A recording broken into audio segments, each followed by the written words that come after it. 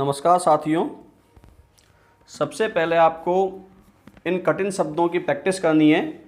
ऋषि प्रणाली व नवीन प्रणाली की आउटलाइन दी हुई हैं। सबसे पहले हम कठिन शब्द लिखेंगे। Yes start. दीक्षांत, अध्ययनरत, सेकेंडरी, इंटर, धोखाधड़ी, पिंडारियो, अभिभावक, एजेंट, तहसीलदार,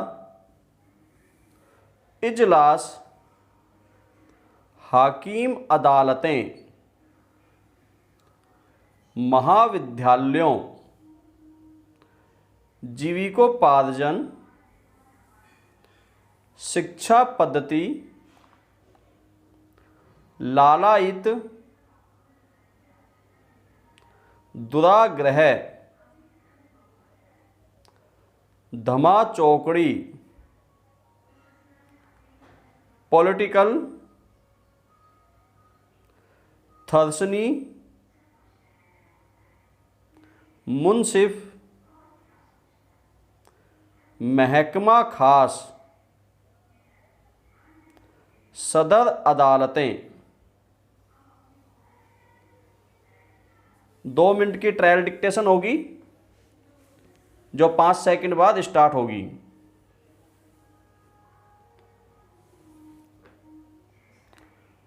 यस स्टार्ट। काम चाहिए, डिग्री नहीं। दीक्षांत समारोह में इस तरह के नारे कई जगह सुने जाते हैं। विराम। विद्यार्थियों को प्रमाण पत्र फाड़ते और गाउन उतार कर फेंकते हुए देखा जा सकता है। विराम। इन नारों और हंगामों के पीछे युवा आक्रोश के जो कारण हैं उन्हें देखकर लगता है कि शिक्षा का प्रचार प्रसार ज्यों-ज्यों बढ़ता जा रहा है, रोजगार और काम की समस्या भी त्यों-त्यों विकराल बनती जा रही है। विराम पैरा।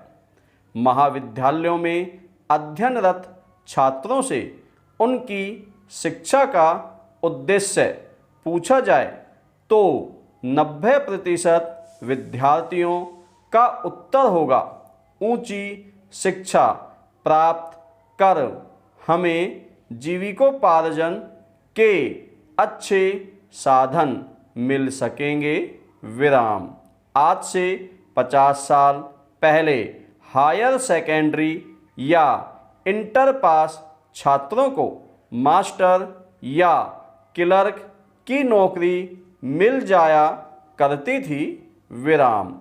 आज उन्हीं पदों पर काम करने के लिए MA PhD पास लोग भी दाव लगाते हैं। विराम। ये सब देखकर ऐसा लगता है कि ऊंची शिक्षा सामान्य स्तर की जीविका भी उपलब्ध कराने में पूरी तरह समर्थ नहीं है, क्योंकि नौकरी पाने के लिए बाजी ही नहीं, एड़ी चोटी का जोर लगाना पड़ता है। विराम पैरा। हमारे देश की शिक्षा पद्धति ज्ञान और जीवन की खाई को पाट नहीं सकी है। विराम। फिर भी लोग ऊंची शिक्षा के लिए लालायित हैं और 90% छात्रों का पढ़ने के पीछे अच्छा रोजगार पाना ही उद्देश्य है। विराम। ऊंची शिक्षा से वह प्राप्त नहीं हो सकता, इसका मतलब है कि शिक्षा बहुत ऊंचे दर्जे की सुनियोजित धोखाधड़ी है। विराम। मेन डिक्टेशन 10 सेकंड बाद स्टार्ट होगी।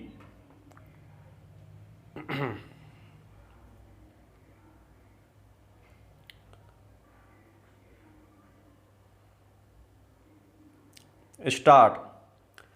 राजस्थानी राज्यों की परंपरागत न्याय व्यवस्था में न्याय और शासन विभाग एक ही थे। विराम। न्यायालयों में मुकदमों का लिखित रिकॉर्ड नहीं रखा जाता था तथा गवाही देने के नियम भी सरल थे। विराम। गवाही देने के लिए पृथक से गवाही अधिनियम नहीं था। विराम। इस संदर्भ में डॉक्टर जैन लिखते हैं कि अपराध को व्यक्ति के विरुद्ध अपराध माना जाता था, समाज के विरुद्ध नहीं। विराम। कानून के समक्ष सब बराबर नहीं थे। विराम। एक ही अपराध के लिए दंड देते समय दोनों अपराधी और जिसके विरुद्ध अपराध किया गया था की सामाजिक स्थिति देखकर ही दंड दिया जाता था।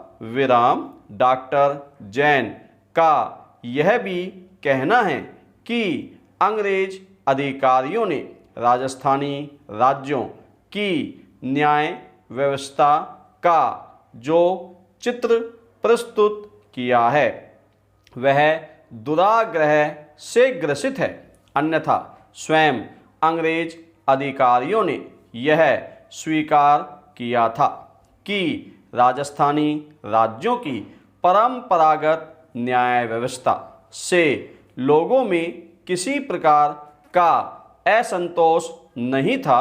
विराम। राजस्थानी राज्यों पर ब्रिटिश आधिपत्य स्थापित होने से पूर्व मराठा और पिंडारियों की धमाचौकड़ी के कारण परंपरागत न्याय व्यवस्था पूरी तरह से अस्त व्यस्त हो चुकी थी। विराम। अतः राजस्थानी राज्यों के साथ संधियां 1817-1818 ईस्वी संपन्न करने के बाद अंग्रेजों ने सर्वप्रथम न्याय व्यवस्था में सुधारों की तरफ ध्यान दिया।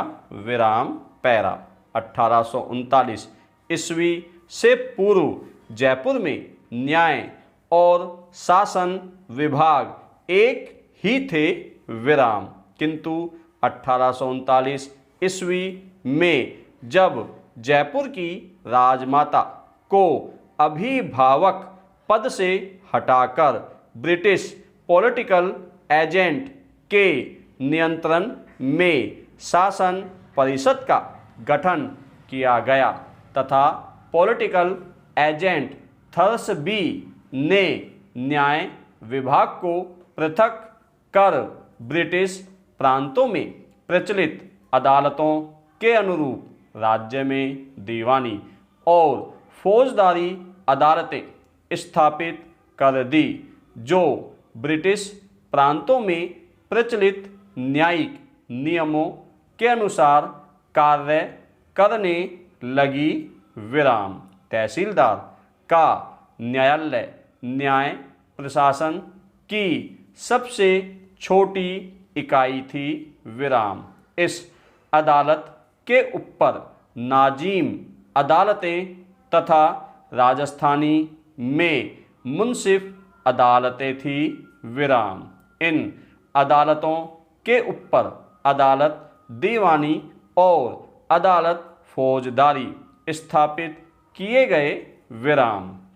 इन अदालतों के निर्णय के विरुद्ध अपील सुनने के लिए एक अपील न्यायालय था जिसमें 4 जज होते थे। इनमें से 2 जज दीवानी अपीलें सुनते थे और 2 जज फौजदारी अपीलें सुनते थे। विराम। राज्य में गठित शासन परिषद न्याय की अंतिम अपील अदालत थी जिसमें दीवानी, फौजदारी और राजस्व संबंधी मामलों की अपीलें सुनी जाती थी। विराम। जब स्वयं राज्य का शासक इस परिषद की अध्यक्षता करता था तब यह अपराधी को मृत्युदंड भी दे सकती थी। विराम। आगे चलकर इस परिषद को दो भागों में बांट दिया गया। प्रथम भाग को इजलास और दूसरे को महकमा खास कहा जाता था। विराम। महकमा खास राज्य की सर्वोच्च अदालत थी। विराम। 1924 ईस्वी में राज्य में दीवानी और फौजदारी दंड संहिता तैयार की गई और ब्रिटिश प्रांतों में प्रचलित अनेक अधिनियम लागू किए गए। विराम। पैरा। इसी प्रकार 1839 ईस्वी में ही जोधपुर के महाराजा मानसिंह के विरुद्ध सैनिक कार्यवाही की गई और मानसिंह के साथ एक नई संधि की गई। तब इस संधि के अनुसार जोधपुर में भी पॉलिटिकल एजेंट की अध्यक्षता में शासन समिति गठित की गई। विराम। इस शासन समिति ने राज्य में दीवानी और फौजदारी अदालतें स्थापित की। विराम। जिले की दीवानी अदालतों को हाकिम अदालतें और फौजदारी अदालतों का सदर अदालतें कहा जाता था। विराम। यहाँ भी महकमा खास न्याय की अंतिम इकाई थी। विराम। 1885-1887 ईस्वी में जोधपुर में भी दीवानी व फौजदारी दंड संहिता तैयार की गई और ब्रिटिश प्रांतों के अनुरूप अनेक अधिनियम लागू किए गए। विराम।